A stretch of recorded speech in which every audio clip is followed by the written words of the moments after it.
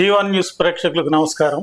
ఈరోజు ఎడ్యుకేషన్ అవగాహన కార్యక్రమంలో భాగంగా నీట్ పీజీ రాసిన వైద్య విద్యార్థులు ఏ శాఖలను ఎంచుకోవాలి అనే విషయంపై గుంటూరు వైద్య కళాశాల professor and head of the department orthopaedics doctor Ramana SSV గారు, ఈయన ఎంతో మంది యూజీ పీజీ వైద్య విద్యార్థులకు శిక్షణ ఇచ్చారు. చాలా అనుభవం ఉన్న డాక్టర్ గారు, ఆయన మన సందేహాలకు సమాధానం ఇస్తారు. నమస్కారం రమణ ఎస్ఎస్వి గారు. నమస్కారం అండి. డాక్టర్ గారు, ఈ పీజీ చేసిన విద్యార్థులు క్లినికల్ విభాగాలను ఎంచుకోవాల్సి ఉంటుందా, నాన్ క్లినికల్ విభాగాలను ఎంచుకోవాల్సి ఉంటుందా, వివరిస్తారా కొంచెం? ఇది ఒక మంచి క్వశ్చన్ అండి. ఇవాళ ఎంతో మంది వైద్య విద్యను అభ్యసిస్తున్నారు. అండర్ గ్రాడ్యుయేట్ సీట్స్ ఎక్కువ ఉన్నాయి, పోస్ట్ గ్రాడ్యుయేట్ సీట్స్ తక్కువ ఉన్నాయి. అలాగే చాలా మంది రూరల్ నుంచి వచ్చిన పిల్లలు కూడా చక్కగా గ్రామీణ ప్రాంతాల నుంచి పిల్లలు కూడా చక్కగా చదువుకుంటున్నారు. వాళ్ళకి చాలా సందేహాలు ఉన్నాయి, ఏ బ్రాంచ్ తీసుకుంటే బాగుంటుందని. ఇప్పుడు డాక్టర్లో సన్స్ డాక్టర్స్ ఉంటే పర్లేదు, వాళ్ళ ఫాదర్ మదర్ గైడెన్స్ ఇస్తారు. కానీ చాలా మంది రూరల్ ఏరియా నుంచి గ్రామీణ ప్రాంతాల నుంచి వచ్చిన పిల్లలకి ఈ గైడెన్స్ ఇచ్చేవాళ్ళు లేకుండా పోతున్నారు. అలాగే వాళ్ళకి అవేర్నెస్ ఉంది కానీ చాలాసార్లు ఈ డౌట్లు వాళ్ళ మధ్యలో ఉండిపోతున్నాయి. ఇది మంచి క్వశ్చన్, క్లినికలా నాన్ క్లినికలా? దీనికి ఎలా ఆన్సర్ చెప్తామంటే, వాళ్ళు ఎంబీబీఎస్ లో సబ్జెక్టులన్నీ చదువుకుంటూ పాస్ అయ్యి పీజీ ఎంట్రన్స్ రాస్తారు. ఇప్పుడు నీట్ పీజీ ఎంట్రన్స్ ఇండియా మొత్తం జరుగుతుంది. ఇండియా మొత్తంలో ఎక్కడైనా మనం సీట్లు పీజీ సీట్ సెలెక్ట్ చేసుకోవచ్చు. దాదాపు 1,50,000 మంది దాకా ఉన్నారు. ఇప్పుడు వీళ్ళందరూ కూర్చొని ఈ సంవత్సరం పాటు చదివి ఈ పీజీ సీట్ తెచ్చుకోవడానికి చక్కగా చదివి ర్యాంకులు తెచ్చుకుంటారు. అది సెంట్రల్ ర్యాంక్ అంటే కేంద్రం ర్యాంక్ ఉంటుంది, స్టేట్ ర్యాంక్ ఉంటుంది.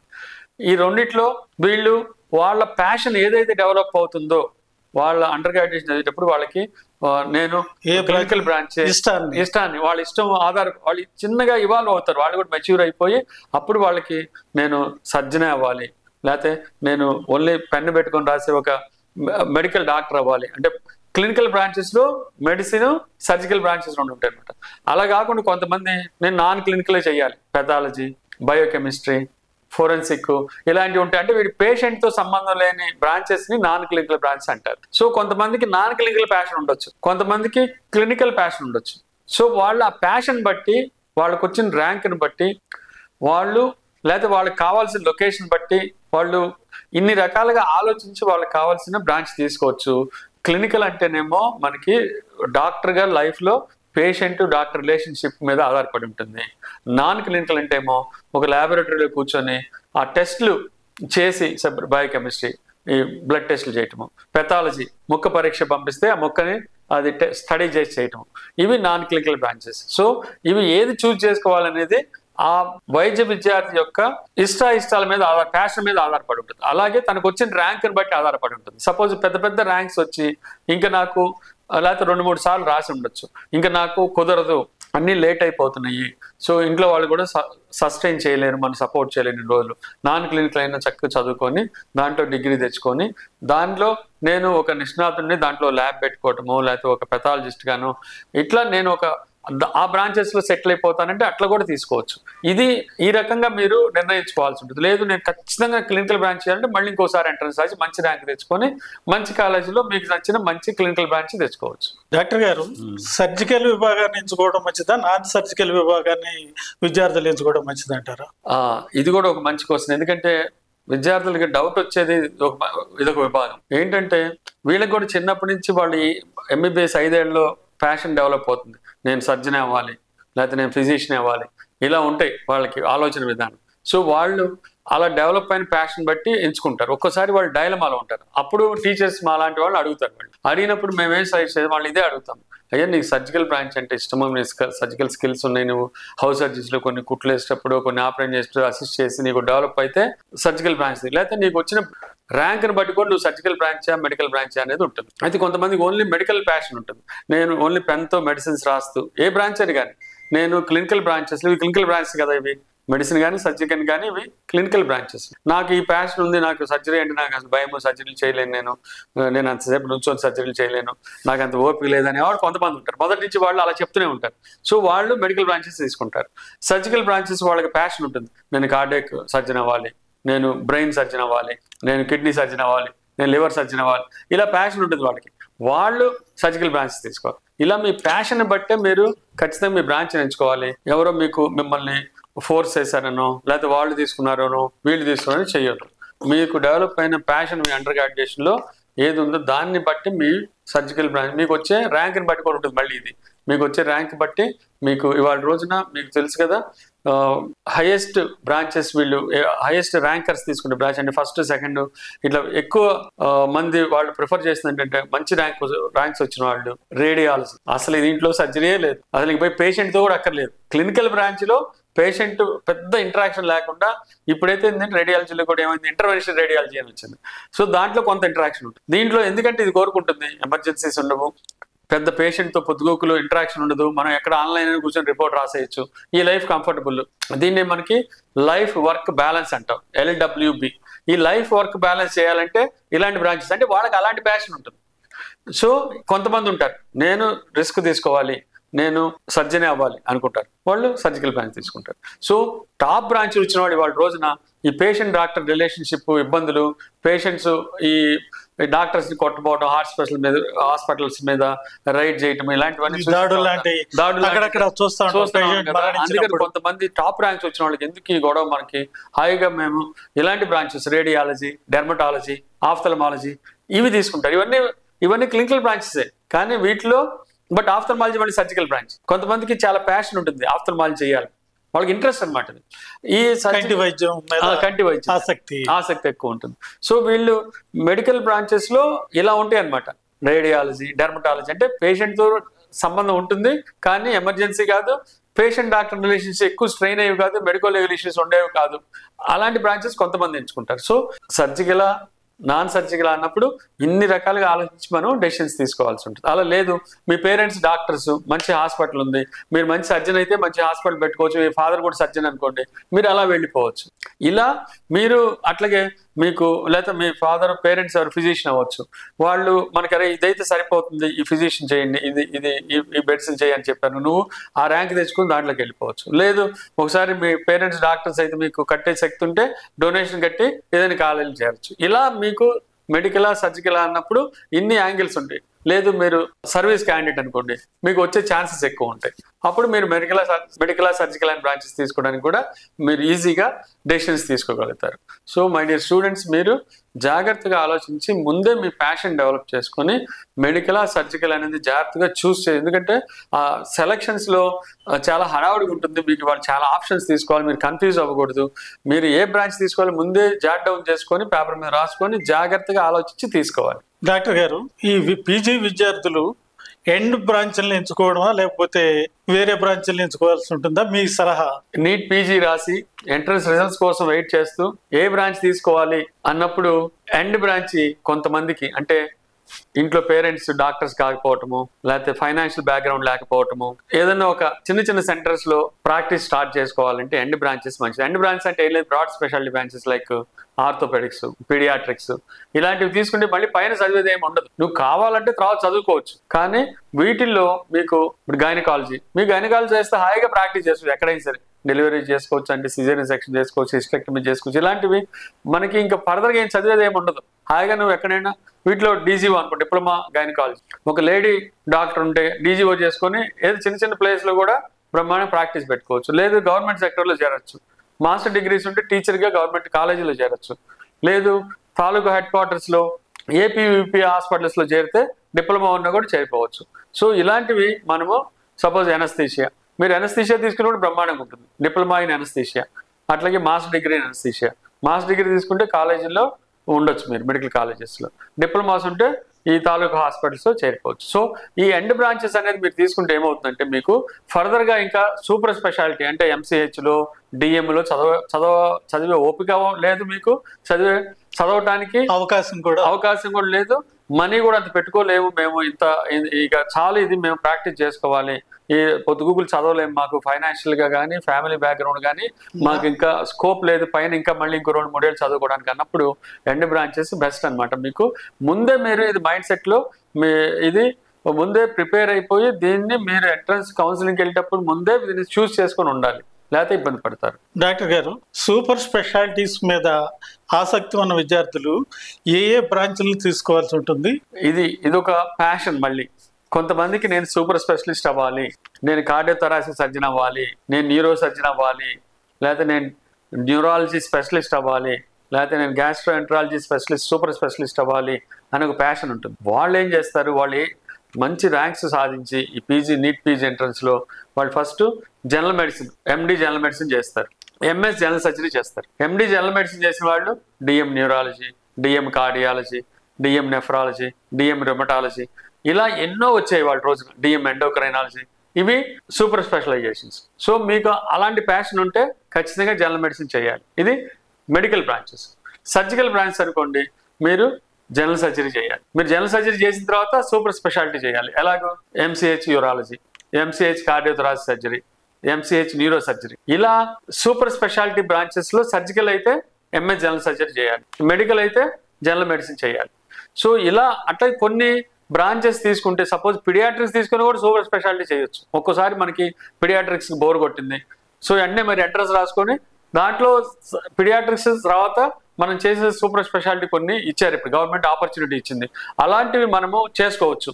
నియోనాటాలజీ చేయొచ్చు, నెఫ్రాలజీ చేయొచ్చు, న్యూరాలజీ చేయొచ్చు, కార్డియాలజీ చేయొచ్చు. ఇలాంటివి కూడా మీరు తర్వాత మనం ఎండ్ బ్రాంచ్ తీసుకున్నా ఇవాళ రోజు గవర్నమెంట్ ఒక ఆపర్చునిటీ ఇచ్చింది. మీరు పిడియాట్రిక్స్ చేసి బోర్ కొట్టింది, నేను మళ్ళీ చదువుకొని ఎంట్రన్స్ రాస్తా అంటే ఆ సూపర్ స్పెషాలిటీ అలా కూడా వెళ్ళొచ్చు. కొన్ని ఎండ్ బ్రాంచెస్ నుంచి కూడా మీరు సూపర్ స్పెషాలిటీకి వెళ్ళొచ్చు. సో మీరు అవన్నీ ముందుగా ఆలోచించి పెట్టుకొని మీ ప్యాషన్కి అనుగుణంగా, మీకు వచ్చిన ర్యాంక్కి అనుగుణంగా మీరు ఎక్కడ తీసుకోవాల్సింది, ఎక్కడ సీట్ వస్తుందో చూసుకొని జాగ్రత్తగా చూస్ చేసుకుంటే మీకు మంచిగా ఉంటుంది. డాక్టర్ గారు, కొంతమంది విద్యార్థులకి కొన్ని బ్రాంచుల పట్ల ఆసక్తి ఉంటుంది, వాటిని ఎన్నుకోవడం ఎలా? ఇది ఒకటి ప్యాషన్, ఇందానికి అంటున్నా కదా, ఈ ఆసక్తి వాళ్ళకి ఎంబీబీఎస్ చదివి ఫైనల్ ఇయర్కి వచ్చి హౌస్ సర్జెన్సీ అయిపోయే టైంకి వాళ్ళకి ఒక ప్యాషన్ డెవలప్ అవుతుంది.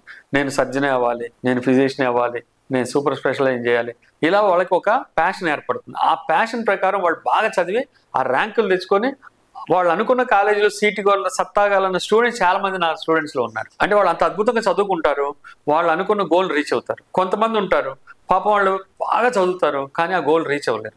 అప్పుడు వాళ్ళు ఏం చేస్తారంటే ఏదో ఒక దాని దగ్గర ఉన్న బ్రాంచ్లో చేరిపోతారు. అలా ఉంటుంది ఈ ప్యాషన్ యొక్క గొప్పతనం. లేదు, ముందు నుంచే నాకు నాన్ క్లినికల్ కావాలి, ముందు నుంచే నాకు క్లినికల్ ఇలాంటివే, నేను పేషెంట్ ఇంటరాక్ట్ అవ్వకుండా రేడియాలజీ లేకపోతే డెర్మటాలజీ ఇలాంటివి కొన్ని తీసుకుంటాను అని వాళ్ళకు ఒక ఫిక్స్డ్ ఐడియాస్ ఉంటాయి. వాటి ప్రకారం ఇప్పుడు టాప్ ర్యాంక్ వస్తే top branches like radiology, dermatology. ఇప్పుడు డెర్మటాలజీ కూడా టాప్ బ్రాంచ్ అయిపోయింది. ఎందుకంటే నువ్వు ఎమర్జెన్సీస్ లేవు, మనకి వర్క్ లైఫ్ బ్యాలెన్స్ చాలా హ్యాపీగా ఉంటుంది, మనము లైఫ్ ఎంజాయ్ చేయొచ్చు, మనీ సంపాదించుకోవచ్చు, జాబ్ సాటిస్ఫాక్షన్ డాక్టర్గా ఉంటుంది. సో నీ ప్యాషను నువ్వు ఎలా ఇవాల్వ్ అవుతావు నీ ఎంబీబీఎస్ హౌస్ సర్జరీ టైంలో దాన్ని బట్టి ఆధారపడి ఉంటుంది. So my dear students, me goal reach అవ్వడానికి చక్కగా చదవండి, మీరు మంచి ర్యాంక్ కొట్టండి, మీరు అనుకున్న కాలేజీలో మీ ప్యాషన్ ప్రకారం మీ బ్రాంచ్ తీసుకోండి, లైఫ్లో సక్సెస్ అవ్వండి. డాక్టర్ గారు, కొంతమంది తమ ఆర్థిక స్థితిగతుల వల్ల ఎంబీబీఎస్ అవగానే సర్వీసులో చేరుతూ ఉంటారు. అలాంటి వాళ్ళు పీజీ చేయడం ఎలా, దాని గురించి వివరిస్తారా? ఇప్పుడు ఆర్థిక స్థితిని బట్టి కొంతమంది పల్లెటూళ్ళ నుంచి నేను చూస్తున్నానండి, చాలా తండాల నుంచి కూడా వచ్చి స్టూడెంట్ చక్కగా చదువుకుంటున్నారు. వాళ్ళు ఏం చేస్తారంటే ముందు సర్వీసులు చేరిపోతారు, అంటే గవర్నమెంట్ సర్వీసులు చేరిపోతారు. ఈ సర్వీస్ మార్కులు కలుస్తాయి, దాంట్లో వాళ్ళు పీజీ సీట్ కొడతారు. సో వాళ్ళు ఏం చేస్తారంటే ఒక గోల్ పెట్టుకుంటారు, నేను నా ఇంటెలిజెన్స్ లెవెల్స్ కానీ నా ఆర్థిక స్థితిగతుల ద్వారా కానీ నేను మంచి సీటు కొట్టలేను, కాబట్టి నేను సర్వీస్లో చేరి గవర్నమెంట్ హాస్పిటల్లో పనిచేసుకుంటూ అక్కడ కూర్చొని చదువుకుంటూ నేను 3-4 ఏళ్ల తర్వాత నాకు ఈ సర్వీస్ మార్క్స్ యాడ్ అవుతాయి కాబట్టి నాకు సీట్ ఈజీగా వస్తుంది అనే ఒక ఉద్దేశంతో కొంతమంది చదువుకుంటారు. వాళ్ళు కూడా అద్భుతంగా ఫ్లరిష్ అవుతున్నారు. ఇది గవర్నమెంట్ కూడా వీళ్ళకి మంచి ఫెసిలిటీస్ కలిగజేస్తుంది. కాబట్టి నేను అనేది ఏంటంటే, మీ ఆర్థిక స్థితిగతులు బాగలేవు, పేరెంట్స్ డాక్టర్స్ కాదు, ఫైనాన్షియల్గా సపోర్ట్ చేయలేరు, సో అట్లాగే మీరు ఈ కాంపిటీషన్లో ముందుకెళ్ళి ఫస్ట్ ర్యాంక్ సెకండ్ ర్యాంక్ కొట్టలేము, లేకపోతే మంచి ర్యాంక్ తెచ్చుకోలేము డౌట్ ఉంటే మీరు గవర్నమెంట్ సర్వీస్లో చేరిపోయి సర్వీస్ మార్క్స్ కలుపుకొని మంచిగా చదువుకొని సీట్ తెచ్చుకొని మీ ప్యాషన్ ప్రకారం ఒక క్లినికల్ బ్రాంచా, నాన్ క్లినికల్ బ్రాంచా, సర్జికల్ బ్రాంచా, నాన్ సర్జికల్ బ్రాంచా ఇలాంటివి ఎంచుకొని బ్రాడ్ స్పెషాలిటీ బ్రాంచ్ ఎంచుకొని చక్కగా మీ లైఫ్లో సెటిల్ అవ్వండి. అది కూడా ఒక మంచి మార్గమే. డాక్టర్ గారు, ఉచిత సీటుకి డొనేషన్ సీటుకి గల తేడాలు ఏంటో వివరిస్తారా? ఇది ఒక పెద్ద కాంప్లెక్స్ క్వశ్చన్ అండి. యాక్చువల్గా ఉచిత సీట్ అంటే ఏం లేదు, ఈ ఎంబీబీఎస్ అయిపోయిన వాళ్ళు నీట్ పీజీ కోసం చక్కగా కూర్చొని 1 సంవత్సరం పాటు చదువుతారు. చదివిన తర్వాత అంటే వాళ్ళు ఎవరైనా సరే ఫ్రీ సీట్ కోసం ఏం చేస్తారు, ఎందుకంటే ఇవాళ రోజున డొనేషన్ కట్టి ఎంఎస్ఓ ఎండిఓ చదవాలంటే చాలా కాస్ట్లీ అఫైర్ అయిపోయింది. బాగా డబ్బున్న వాళ్ళు కూడా కట్టలేని పరిస్థితి ఉంది. సో అందుకని వీళ్ళు చక్కగా చదివి మంచి ర్యాంక్ సంపాదించుకొని ఇప్పుడు ఆల్ ఇండియా నీట్ ఎంట్రన్స్ వచ్చిన తర్వాత మన స్టూడెంట్స్ కూడా చాలా స్టేట్స్ లో చక్కగా మన వాళ్ళే ఎక్కువ మంది ఉన్నారు అన్ని చోట్ల. ఎందుకంటే మన వాళ్ళు అంత బాగా చదువుతారు. మన స్టూడెంట్స్ ఎంత బాగా చదువుతారంటే చాలా చాలా స్టేట్స్ లో నీట్ ఎంట్రన్స్ ద్వారా మన పిల్లలే అక్కడ ఫ్రీ సీట్లు కొడుతున్నారు, గవర్నమెంట్ సీట్. అయితే కొట్టలేనప్పుడు ఏం చేయాలి అంటే టాప్ ర్యాంక్స్ రావట్లేదు, అలాగని ఓయా మీడియా ర్యాంక్ వచ్చింది, అప్పుడు ఏం చేయాలి? ఈ ఓయా మీడియా ర్యాంక్స్ వచ్చినప్పుడు మనము డొనేషన్ కాలేజీలోనే చేరొచ్చు. అది మీ చుట్టుపక్కల ఎక్కడ ఉన్నాయి, ఆ కాలేజీలో పేషెంట్ లోడ్ ఎంత ఉంది, అక్కడ టీచర్స్ ఎలా ఉన్నారు, అక్కడ అంతకుముందు ఉన్న వెబ్సైట్లో కానీ అంతకుముందు ఉన్న స్టూడెంట్స్ మీ క్లాస్మేట్స్ కానీ ఎవరన్నా మీ పీర్ గ్రూప్స్లో చదువుకున్న వాళ్ళు ఉంటే వాళ్ళని అడిగి మీరు జడ్జి చేసుకొని అక్కడ యూజువల్గా ఎనీ ప్రైవేట్ మెడికల్ కాలేజీ ఆ డీమ్డ్ యూనివర్సిటీలో కాలేజెస్ కూడా వాళ్ళకి సీట్లు ఎలా ఉంటాయంటే కన్వీనర్ కోటా అంటే గవర్నమెంట్ కోటా ఉంటుంది వాళ్ళకి కూడా. వాళ్ళు ఖచ్చితంగా అవి ఫిల్ చేయాల్సిందే. మళ్ళీ according to the reservations fill చేస్తారు వాళ్ళు. మీకు ర్యాంకు కొంచెం అటు ఇటుగా వచ్చి రిజర్వేషన్ ఉండి మీకు మళ్ళీ ఫీమేల్స్ అయితే 33% రిజర్వేషన్ ఉంది. అంటే రిజర్వేషన్ మళ్ళీ ఫీమేల్ అయితే లేడీ డాక్టర్ అయితే వాళ్ళకి 33% రిజర్వేషన్ ఉంది. సో వీళ్ళకి ఎక్కడో ఒకడ ఫ్రీ సీట్ వచ్చే అవకాశం ఉంది. అలా కాకుండా ఈ కన్వీనర్ కోటాల సీట్లో మీకు కనుక సీట్ రాకపోతే నెక్స్ట్ S1, S2, S3 అని ఉన్నాయి. ఈ S1 అంటే నీకు ఆల్మోస్ట్ కన్వీనర్ కోటలో కొంత ఎక్కువ బి కేటగిరీ అంటాం, కొంత ఎక్కువ పెట్టుకొని చేసుకోవచ్చు. అంటే పెద్ద ఖర్చు ఉండదు దీనికి. మీకున్న any medical college private medical college నీ ర్యాంక్ ప్రకారము నీ రిజర్వేషన్ ప్రకారము బి కేటగిరీ రావచ్చు. S2 అంటాం, ఇది NRI కోటా సీట్. నీకు దగ్గర చుట్టాలు బ్లడ్ రిలేటెడ్ వాళ్ళు NRIs అయి ఉంటే వాళ్ళు నీకు ఆ సర్టిఫికేట్స్ అన్ని పంపిస్తే వాళ్ళు అది యాక్సెప్ట్ చేస్తే నీకు NRI కోటా సీట్ వస్తుంది. దీని ప్రకారం NRI కోటా ఫీజు ఫిక్స్ అయి ఉంటుంది, 3 years కింద కట్టాలని. దాని ప్రకారం కట్టుకునే కెపాసిటీ నీకుంటే NRI కోటా సీట్కి వెళ్ళిపోతారు. థర్డ్ కేటగిరీ ఉంది, ఇది ఇన్స్టిట్యూషనల్ కోటా అంటాం, S3 అంటాం. దీన్ని ఇక ఆ ప్రైవేట్ మెడికల్ కాలేజెస్ వాళ్ళు నిర్ణయిస్తారు. అయితే గవర్నమెంట్ కంట్రోల్ కొంత ఉంటుంది, అయితే ఇది ఒక తెర వెనుక బ్యాక్గ్రౌండ్గా జరుగుతూ ఉంటుంది. దానికి మీ ర్యాంకు కావాలి, నీట్లో మీరు క్వాలిఫై అవ్వాలి, మీ ర్యాంకు బాగా వచ్చి ఉండాలి, అట్లాగే మేనేజ్మెంట్తో మీరు మాట్లాడుకొని ఇన్స్టిట్యూషనల్ కోటాలో చేరచ్చు. అయితే ఇది చాలా ఎక్స్పెన్సివ్గా ఉంటుంది. ఇదండి ఫ్రీ సీట్కి డొనేషన్ సీట్కి తేడా. సో బాగా డబ్బున్న వాళ్ళు వీటిలో ఏదైనా చూసుకోవచ్చు. లేదు డబ్బు లేదు, కొంత సీటు కొంత ర్యాంక్ వచ్చింది, రిజర్వేషన్ ఉంది, మళ్ళీ దాంట్లో ఫీమేల్ అయితే ఫ్రీ సీట్ వచ్చే అవకాశం ఎక్కువ ఉంది, నీట్ పీజీ సీట్లు ఎక్కువ పెరిగాయి కాబట్టి మీరు నేషనల్ ఎక్కడైనా తీసుకోవచ్చు. అందుకని సీట్లు పెరిగాయి కాబట్టి మన స్టూడెంట్స్ బాగా చదువుతారు కాబట్టి మన మెడికల్ కాలేజీలు బాగా చదువులు చెప్తారు కాబట్టి మన స్టూడెంట్స్ అయితే మంచి సీట్లు కొడుతున్నారు. వాళ్ళందరికీ కూడా నా శుభాకాంక్షలు. డాక్టర్ గారు, సెంట్రలా స్టేటా లేదా ఏ ప్రాంతాలని విద్యార్థులు ఎంపిక చేసుకోవాలో వారికి మీ సలహా ఇస్తారా? ఇది కూడా డైలమా ఉన్న ఒక ఏరియా స్టూడెంట్స్కి. So neat entrance central entrance అయిపోయేసరికి మనకి సెంట్రల్ ర్యాంక్ వస్తుంది, స్టేట్ ర్యాంక్ వస్తుంది. సో కొంతమందికి ఏంటంటే మనం ఆంధ్రలో చదువుకున్నాము, ఈసారి మనం కర్ణాటకలో చదువుకున్నాం, తమిళనాడు చదువుకుంటాము అంటే వాళ్ళు ర్యాంక్ వస్తే ఆ స్టేట్స్లో వస్తే వాళ్ళు ఏం చేస్తారంటే కొన్నిసార్లు మనకి అక్కడ ఇంకా ఎడ్యుకేషన్ బాగుంటుందేమో, ఈ కాలేజ్ బాగుంటుందేమో, ఆ కాలేజ్ అంటే చక్కగా స్టూడెంట్స్ ఇవాళ రోజున దాని గురించి జడ్జి చేసుకొని చాలా ఎంక్వైరీ చేసి వాళ్ళ వెబ్సైట్లు చూసి వాళ్ళ అంతకుముందు ఆ కాలేజ్ వాళ్ళ పీర్ గ్రూప్స్ని ఎంక్వైరీ చేసుకొని టీచర్స్ని తెలిసిన వాళ్ళని ఎంక్వైరీ చేసుకొని మొత్తానికి అలా చేరిపోతున్నారు. సో మనం సెంట్రల్ స్టేట్ అన్నప్పుడు యూజువల్గా అబ్బాయిల్ని పంపించడానికి ఇష్టపడతారు పేరెంట్స్. సపోజ్ కర్ణాటకలో చేరొచ్చు, మంచి కాలేజీ JSS మెడికల్ కాలేజ్ మంచి కాలేజ్ అక్కడ వచ్చింది, చేరిపోవచ్చు. అంటే నీకు ఉన్న ర్యాంకుని బట్టి నువ్వు సపోజ్ కన్వీనర్ కోటా వచ్చింది, గవర్నమెంట్ సీట్ దాంట్లో చేరొచ్చు, నువ్వు చేరిపోవచ్చు. సో కొంతమందికి ఆ ప్యాషన్, కొంతమంది ఏంటి లేదు మా ఇంటి నుంచే చదువుకుంటా లేదా ఆంధ్రలోనే చదువుకుంటా మళ్ళీ ఇంకో అంత దూరం ఎందుకు అనుకుంటే మీకు స్టేట్ ర్యాంకులో ఇక్కడ చూస్ చేసుకోవచ్చు. సో నీకు వచ్చిన ర్యాంకు కమాండింగ్ ర్యాంక్ వస్తే నీకు నీ సేవ్ ఉంటుంది, నేను ఎక్కడ చదువుకోవాలని దానికి ఒక ఆప్షన్ ఉంటుంది. ఒక్కోసారి కమాండింగ్ ర్యాంక్ రాకుండా అటు ఇటు ర్యాంక్ వచ్చినప్పుడు ఏంటంటే నీకు సేవ్ ఉండదు. ఖచ్చితంగా నువ్వు ఏదో కాంప్రమైజ్ అయ్యి ఏదో స్టేట్లో చేరొచ్చు, ఏదో కాలేజీలో చేరొచ్చు, ఎంత కొంత డబ్బు ఖర్చు అవ్వచ్చు, ఇలా ఉంటుంది. మన సెంట్రల్ యూనివర్సిటీస్ కొన్ని ఉన్నాయి. మనకి యూనిసెట్ అని ఒక ఎగ్జామ్ రాస్తారు కొంతమంది స్టూడెంట్, వాళ్ళ ప్యాషన్ అనమాట. అంటే జిప్మర్ PGI చండీగఢ్, జిప్మర్ పాండిచ్చేరి, లేకపోతే all India institute of medical sciences Delhi, వీటికి ఒక సెపరేట్ ఎంట్రన్స్ ఉంది. మళ్ళీ అదొక ఎంట్రన్స్, దాంట్లో మన వాళ్ళు సీట్లు కొడతారు మన పిల్లలు చాలా మంది. అవి చదివితే ప్రెస్టేజ్ అనమాట. దాంట్లో MD చేసిన తర్వాత మళ్ళీ MS చేసిన దాంట్లో మళ్ళీ ప్రెస్టేజ్, దాంట్లో చదువుకుంటే ఫారిన్ ఛాన్స్ ఎక్కువ ఉంటాయి, అలా ఇక్కడ కూడా రేటింగ్స్ ఎక్కువ ఉంటాయి వాళ్ళకి. సో వాళ్ళు అట్లాగే MCHలు కానీ DMలు కానీ చేసినప్పుడు వాళ్ళ క్యాలిబర్ కానీ వాళ్ళ డెప్త్ ఆఫ్ నాలెడ్జ్ కానీ చాలా ఎక్కువ ఉంటుంది. కొంతమందికి ఆ ప్యాషన్ ఉంటుంది. సో సెంట్రల్ అన్నప్పుడు సెంట్రల్ యూనివర్సిటీస్ అంటే మనకి గవర్నమెంట్ కాలేజెస్ యాక్చువల్గా అయితే ఈ ఇనిసెట్ ఎగ్జామ్ రాసుకొని వాళ్ళు దాంట్లో కూడా చేరుకోవచ్చు. సో దీనికి ఇదే ఆన్సరు. వీళ్ళ వచ్చిన ర్యాంక్ బట్టి వీళ్ళకి ప్యాషన్ బట్టి ఇంకో చోట చదువుకుందాం. అమ్మాయిలు అయితే వాళ్ళ పేరెంట్స్ ఏమనుకుంటారు, ఈ దగ్గరలో ఎక్కడ చేర్చుకుందాం అంటారు. మంచి ర్యాంక్ వస్తే ఖచ్చితంగా దగ్గరలోనే చేర్చుకుంటారు. అలాగూ ఇక్కడ మనకి వేరియేషన్ ఉంటుంది సెలక్షన్ లో.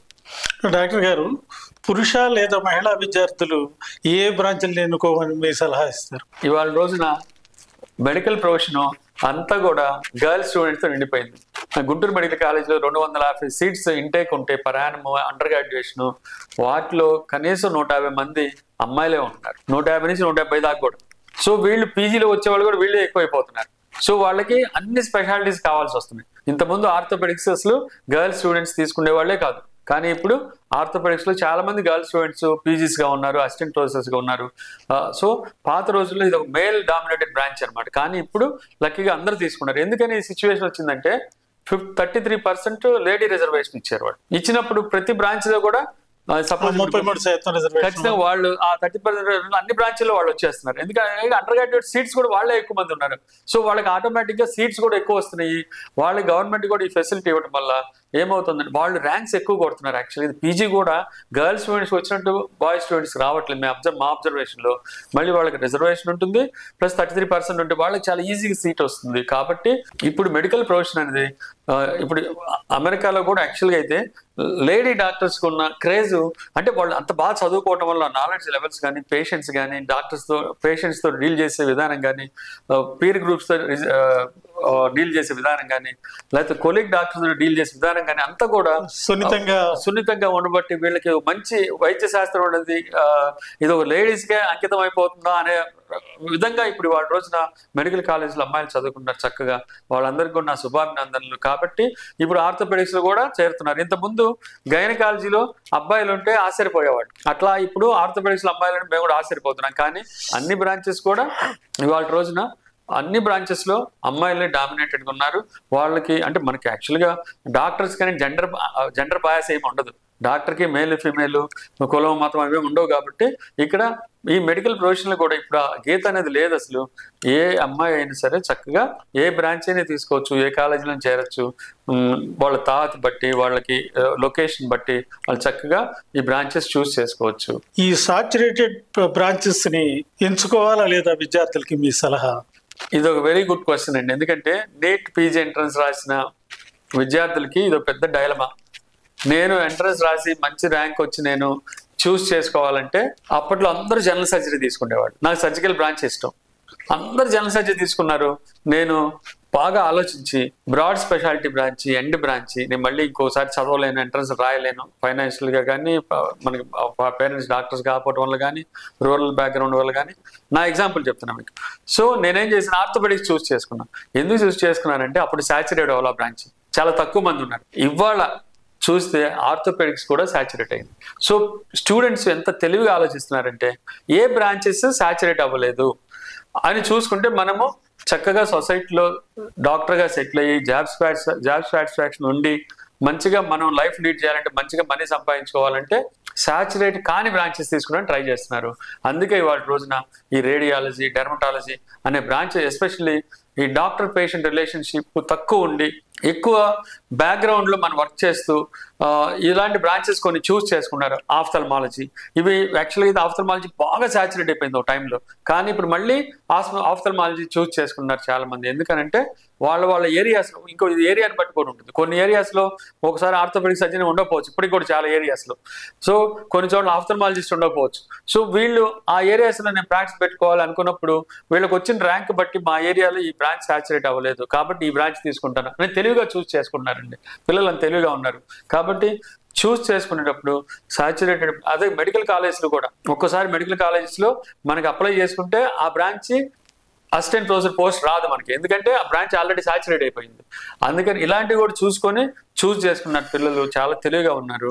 సో మీరు ఇట్లాగే చాలా ఇంటెలిజెంట్ గా మీరు బ్రాంచ్ చూస్ చేసుకునేటప్పుడు ఇవన్నీ గమనించి చూస్ చేసుకుంటారని ఆశిస్తున్నాను. All the best my dear students. మా D1 ఛానల్ ద్వారా మీరు పీజీ వైద్య విద్యార్థులకు అనేక అమూల్యమైన సలహాలు, సందేహాలను తీర్చారు. మీకు ధన్యవాదాలు. నమస్కారం. నమస్కారం అండి. D1 న్యూస్ ఛానల్ ద్వారా మా నీట్ పీజీ ఎంట్రన్స్ రాసిన విద్యార్థులకు మీ ఎన్నో అమూల్యమైన సలహాలు నా ద్వారా ఇప్పించి వారి సందేహాలు తీర్చారు. మీకే మా ధన్యవాదాలు. నమస్తే.